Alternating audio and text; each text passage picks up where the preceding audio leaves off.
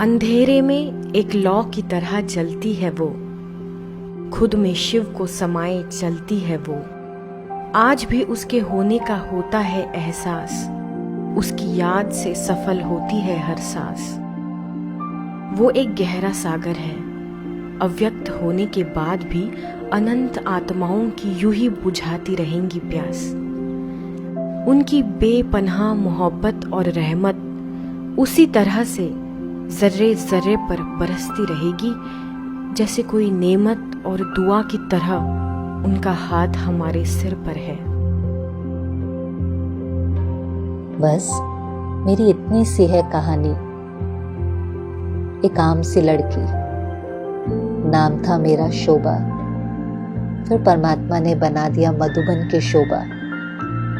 पहले नाम हुआ दादी गुलजार, फिर बाबा ने कहा हृदय मोहिनी, और फिर बन गई बाप दादा का रथ। ये है उस शागिर्द की कहानी जिसकी परवरिश खुद परमपिता परमात्मा शिव ने की और उसे बना दिया आम से खास।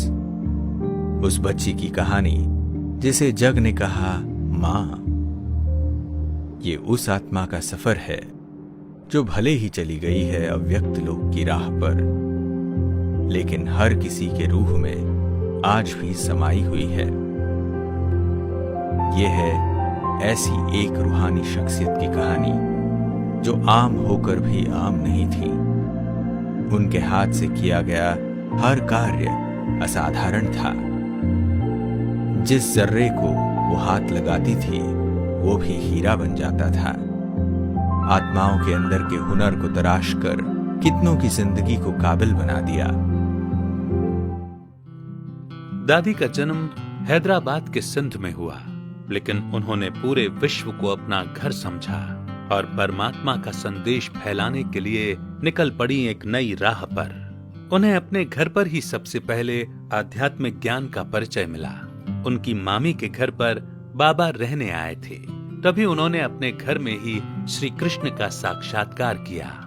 भगवान का बच्चा होने के रूहानी नशे से भरी कुमारी शोभा का शुरुआती जीवन बहुत ही आनंद और मजे में बीता, क्योंकि उन दिनों मुरली में केवल आने वाली नई दुनिया के बारे में ही बताया जाता था। ये शिव बाबा की दादा लेखराज द्वारा दी गई शुरू की शिक्षाएं थीं। साल 1940 में दादी को योग में सतयुग के दृश्य अनुभव होते थे। दादी सहित कुछ छोटे बच्चों को नए युग के दृश्य दिखाई देते थे।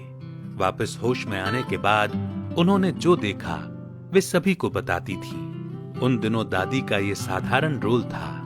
1950 के बाद बाबा के निर्देशों के अनुसार ओम मंडली माउंट आबू स्थानांतरित हो गई। तब तक दादी गुलजार शारीरिक और आध्यात्मिक तौर पर तैयार हो चुकी थीं, और इसीलिए बाबा ने उन्हें संपूर्ण भारत में सेवाओं के लिए भेज दिया। दादी गुलजार द्वारा कई बाबा के सेंटर स्थापित हुए, जो ज्यादातर दिल्ली के आसपास थे। दादी ने निमंत्रण पर Australia, Japan, New Zealand, Philippines, America, Brazil आदि समेत कई पूर्व व पश्चिमी देशों का दौरा किया। उन्होंने आध्यात्मिकता, philosophy, Rajyoga, art of living आदि विषयों में निपुणता के साथ कई व्याख्यान दिए। वो विचारों में स्पष्ट, अनुभवों में धनी व बोल में सादगी का गुण रखती थी, जिस कारण अनेकों ने उनके द्वारा परमात्मा का संदेश पाया। जैसा कि आप जानते हैं, ब्रह्मा बाबा 18 जनवरी 1969 में अव्यक्त हुए। तब से दादी गुलजार अव्यक्त बाप दादा का पाठ बजाने लगी और बच्चों से मिलने, मुरली सुनाने का माध्यम बनी। 1969 से लेकर 2016 तक दादी जी सेवारत रहीं। वीआईपी के सम्मेलनों में दादी जी बाबा का संदेश अति सरल मगर दिल को छू जाने वाले शब्दों में देती थीं। उनका सरल, भोला व सबसे स्नेह रखने वाला स्वभाव ही मुख्य आकर्षण बनता था। 2007 से दादी जी ने मुख्य रूप से मधुबन या दिल्ली सेवा केंद्र पर रहकर सेवा का पाठ बजाया। बाप दादा ने निरंतर दादी जी को अपना माध्यम बनाया और बाप दादा का संदेश दिया। लेकिन 11 मार्च साल 2021 में दादी जी के अव्यक्त होने के बाद बाप दादा का ये पाठ भी समाप्त हो गया।